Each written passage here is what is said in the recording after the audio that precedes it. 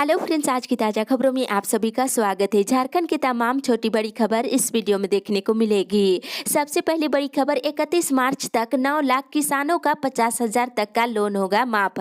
एक बड़ी खबर की झारखंड के मुख्यमंत्री हेमंत सोरेन सरकार ने राज्य के 9 लाख किसानों के 50,000 रुपये तक के बैंक कर्ज की माफी की घोषणा की है। चालू वित्तीय वर्ष में अब इस पर काम होना शुरू हो गया है। बीते 26 जनवरी को गणतंत्र दिवस के मौके पर राज्यपाल द्रौपदी मुर्मू की अहम घोषणा के बाद बुधवार से सभी जिलों में एक साथ किसानों की कर्ज माफी करने की प्रक्रिया शुरू कर दी गई है और किसान कर्ज माफी की योजना के तहत 200 करोड़ रुपए की स्वीकृति कर दी गई है। इस राशि से सभी रैयत और गैर रैयत के 50,000 रुपए तक के कृषि ऋण माफ किए जाएंगे। इसी के साथ ही अगली बड़ी खबर, निजी विद्यालयों को खोलने की अनुमति देने की मांग। एक बड़ी खबर की प्राइवेट स्कूल एसोसिएशन के कार्यकारी अध्यक्ष विनोद भगत ने निजी विद्यालयों को खोलने की अनुमति देने की मांग झारखंड सरकार से की है। उन्होंने मुख्यमंत्री का ध्यान आकर्षित कराते हुए कहा है कि 17 दिसंबर को 9वीं, 10वीं, 11वीं और 12वीं की कक्षा की पढ़ाई के लिए स्कूल खोले जाने के बाद से विगत एक महीने में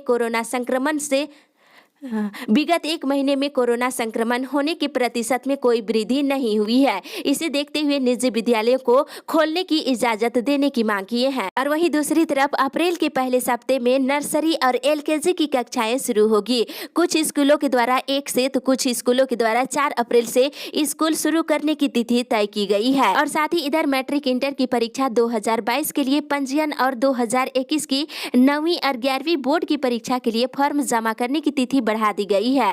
अब परीक्षार्थी 10 फरवरी तक फॉर्म जमा कर सकते हैं। इधर मेडिकल और इंजीनियरिंग की निःशुल्क कोचिंग और आकांक्षा 40 प्रवेश परीक्षा के लिए अब विद्यार्थी 18 फरवरी तक आवेदन जमा कर सकते हैं। साथ ही शिक्षा मंत्री रमेश पोखरियाल निशंक ने कहा है कि सीबीएसई कक्षा के 10वीं 12वीं बोर्ड की परीक्षा की डेट शीट 2 फरवरी को जारी की जाएगी। इसी के साथ ही अगली बड़ी खबर, मौसम विभाग से आज भी हो सकती है बारिश। मौसम विभाग के अनुसार 29 जनवरी को राज्य के कई हिस्सों में गर्जन के साथ बारिश हो सकती है। मिली जानकारी के अनुसार पूर्वी सिंहभूम, पश्चिमी सिंहभूम, सिमडेगा, सरायकेला खरसुआ और मध्य और उत्तरी पश्चिमी हिस्सों में बारिश हो सकती है। 30 जनवरी से मौसम शुष्क रहेगा। सुबह में कोहरा और धुंध हो सकता है। बारिश होने पर न्यूनतम तापमान 10 से 12 डिग्री सेल्सियस के बीच हो सकती है। इसी के साथ ही अगली बड़ी खबर, डीबीटी से भुगतान के लिए नहीं दी रिपोर्ट। वन विभाग में डीबीटी सिस्टम लागू करने के लिए पीसीसीएफ की अध्यक्षता में बने समिति ने अब तक एक भी रिपोर्ट नहीं सौंपी है। सरकार ने जुलाई 2020 में इस समिति की गठन का आदेश जारी किया था। राज्य में सिर्फ वन विभाग ही एकमात्र ऐसा विभाग है जहां मजदूरी का भुगतान नगद की जाती है। भुगतान की इस प्रक्रिया के दौरान बड़े पैमाने पर गड़बड़ी और गमन का मामला प्रकाश में आता रहता है। इसे उबारने के लिए राज्य सरकार ने डीबीटी के माध्यम से भुगतान करने का निर्देश दिया है। साथ ही इधर वनपाल के पदों पर सीधी नियुक्ति नहीं करने की मांग की गई है, बल्कि वर्तमान नियमावली के अनुसार वनपाल के 7% पद वन आरक्षियों की प्रोन्नति से भरने की मांग की गई है। इसी के साथ ही अगली बड़ी खबर, डीएससी से मिले पारा शिक्षक। एकीकृत पारा शिक्षक संघ कोडरमा जिला शिक्षा अधीक्षक नवल किशोर प्रसाद से मुलाकात किए हैं और प्रतिनिधि मंडल ने जिले के पारा शिक्षकों की समस्याओं को रखा है। इसमें मुख्य रूप से नवडीहा के हटाए गए पारा शिक्षकों की सेवा बहाल करने की मांग की है। साथ ही प्रखंडों में कार्यरत टेट उत्तीर्ण पारा शिक्षकों के मानदेय में विसंगति को अविलंब सुधारते हुए मानदेय निर्गत करने की मांग की है। इसके साथ ही आर्थिक समस्या झेल रहे आधार लिंक नहीं होने की वजह से अनेकों शिक्षकों का मानदेय रोक दिया गया है, उसे अविलंब मानदेय भुगतान करवाने की मांग की गई है। साथ ही अगली बड़ी खबर, म्यूटेशन के लंबित मामलों का निपटारा जल्द। अपर समाहर्ता राजेश बराबर ने गुरुवार को राजस्व से संबंधित समीक्षा बैठक किए और बैठक में लंबित दाखिल खारिज और भूमि सीमांकन के मामले और अवैध जमाबंदी और नियमितीकरण के संबंध में कार्रवाई की गई और अंतर विभागीय भूमि हस्तांतरण आदि की समीक्षा किए हैं। और अपर समाहर्ता ने 30 से लेकर के 90 दिनों से ज्यादा लंबित म्यूटेशन के मामलों की आंचलवार समीक्षा भी किए हैं और उन्होंने बिना किसी ऑब्जेक्शन के लंबित म्यूटेशन के मामलों को जल्द से जल्द निपटारा करने का निर्देश दिया है। साथ ही इधर राज्य में सरकारी अधिकारियों और कर्मचारियों और जमीन माफिया गांठजोड़ से सरकारी जमीन की खरीद बिक्री के मामले की जांच के लिए झारखंड हाईकोर्ट में जनहित याचिका दायर की गई है। राज्य में बड़े पैमाने पर गैर मजरूआ और सरकारी और आदिवासी जमीन की बिक्री की गई है, इसकी जांच की जाएगी। अगली बड़ी खबर, जेपीएससी की परीक्षा में उम्र सीमा में छूट मिलने की संभावना। एक बड़ी खबर की 7वीं, 8वीं, 9वीं और 10वीं संयुक्त सिविल सेवा प्रतियोगिता परीक्षा की तैयारी करने वालों के लिए अच्छी खबर आ रही है। झारखंड लोक सेवा आयोग की इस परीक्षा के लिए उम्र सीमा में छूट देने की तैयारी चल रही है। अगले 2 से 3 दिनों के भीतर इस पर निर्णय ले लिए जाने की संभावना है। इस निर्णय के बाद ही झारखंड लोक सेवा आयोग विज्ञापन निकाल सकेगा। नियमों के अनुसार वर्तमान में देखा जाए तो सामान्य वर्ग के लिए 35 वर्ष और BC 1 और BC 2 के लिए 37 वर्ष और महिलाओं के लिए 38 वर्ष और अनुसूचित जनजाति और अनुसूचित जाति के लिए 40 वर्ष की उम्र सीमा निर्धारित की गई है। इसमें 2 से 5 वर्षों की छूट दिए जाने की संभावना है। इसी के साथ ही अगली बड़ी खबर, ऑनलाइन जारी करे प्रमाण पत्र वरना होगा लाइसेंस रद्द। DTO प्रवीण कुमार प्रकाश ने गुरुवार को प्रदूषण जांच केंद्र के संचालकों के साथ जिला परिवहन कार्यालय में बैठक की है। DTO ने सभी जांच केंद्रों संचालकों को ऑनलाइन प्रदूषण प्रमाण पत्र जारी करने का निर्देश दिया है। उन्होंने कहा है कि किसी भी तरह की कोताही बर्दाश्त नहीं की जाएगी। जो भी केंद्र ऑनलाइन प्रमाण पत्र जारी नहीं करेंगे उनका लाइसेंस रद्द कर दिया जाएगा। इसी के साथ ही अगली बड़ी खबर, घंटी आधारित अनुबंध सहायक प्राध्यापकों का सत्याग्रह शुरू।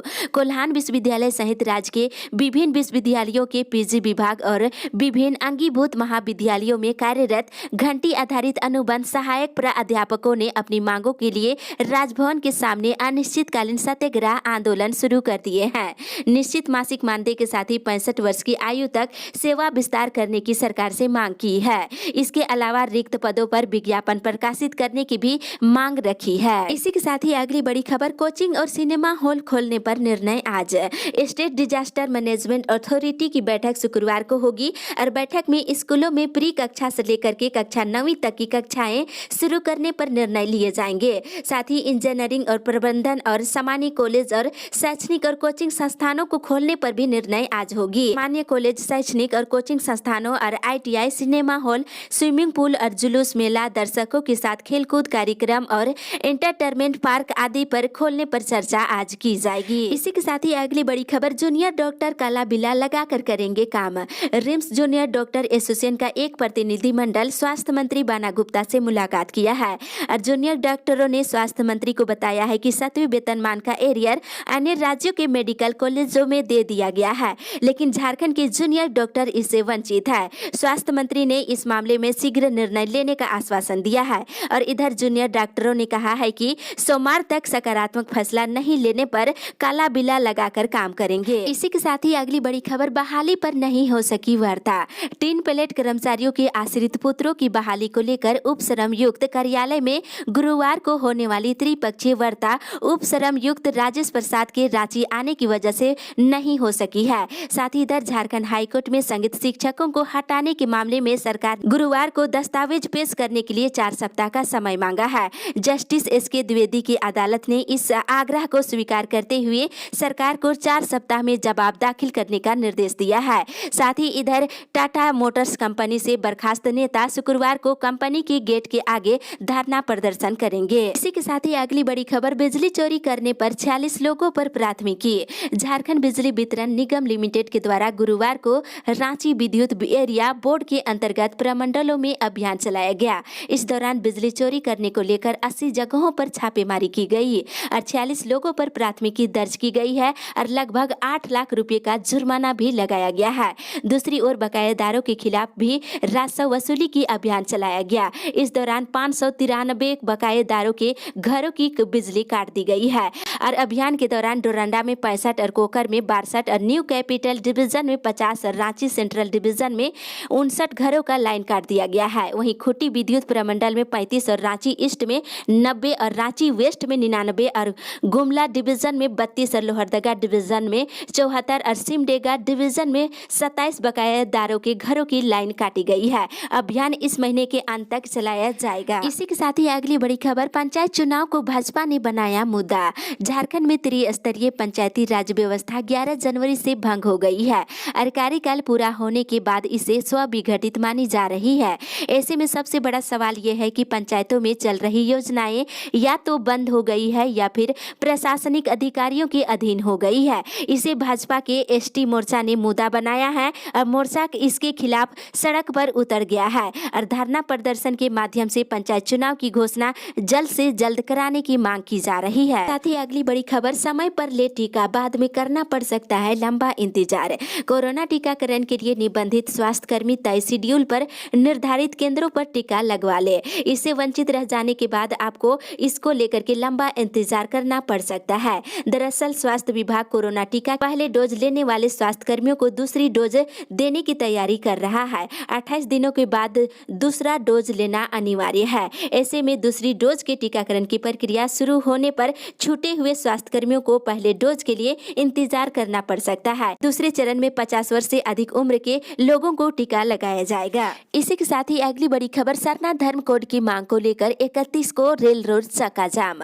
सरना आदिवासी धर्म कोड बिल केंद्र सरकार के द्वारा अभी तक पास नहीं कराने के विरोध में केंद्रीय सरना समिति आंदोलन के मूड में है।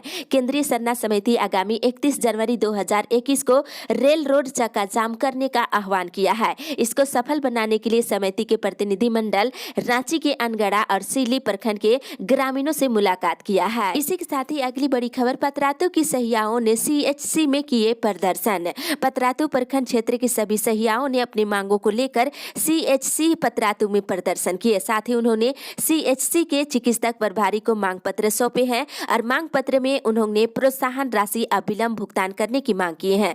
साथ ही कोविड-19 में सहियाओं के द्वारा बाहर से आए लोगों का गृह भ्रमण 25 दिनों तक किए गए कार्यों का भुगतान करने की भी मांग किए हैं। वहीं उन्होंने ऐलान किए हैं कि उनके समस्याओं का जब तक निदान नहीं किया जाता है तब तक वे कोरोना टीका और विभाग के द्वारा आने वाले कार्यों का बहिष्कार करने का निर्णय लिया गया है। इसी के साथ ही अगली बड़ी खबर, पेंशन सीवर में 135 लाभुकों को मिली स्वीकृति। गढ़वा नगर परिषद कार्यालय में गुरुवार को सामाजिक सुरक्षा के तहत मिलने वाले पेंशन को लेकर शिविर का आयोजन किया गया। इस शिविर में विधवा, वृद्धा और दिव्यांग से संबंधित 135 पेंशनों के लाभुकों का चयन करते हुए उसे ऑनलाइन स्वीकृति दे दी गई है। साथ ही इधर मुख्यमंत्री हेमंत सोरेन सरकार राज्य के सभी बुजुर्गों के लिए अपने स्तर से 1000 रुपये मासिक पेंशन देने की योजना शुरू करने जा रही है।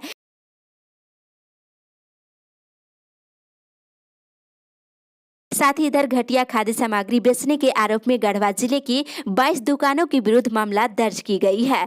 जिला खाद्य सुरक्षा पदाधिकारी ने गढ़वा सीजीएम और समाहर्ता के न्यायालय में फूड सेफ्टी एक्ट के तहत मामला दर्ज कराया है। बताते चले कि नूडल्स, चिप्स और नमकीन, जर्दा पान मसाला और खाद्य तेल में गड़बड़ी का मामला सामने आने के बाद मामला दर्ज की गई है। इसी के साथ ही अगली बड़ी खबर, कोयला लोडिंग को लेकर धनबाद में आमने सामने आए मजदूर।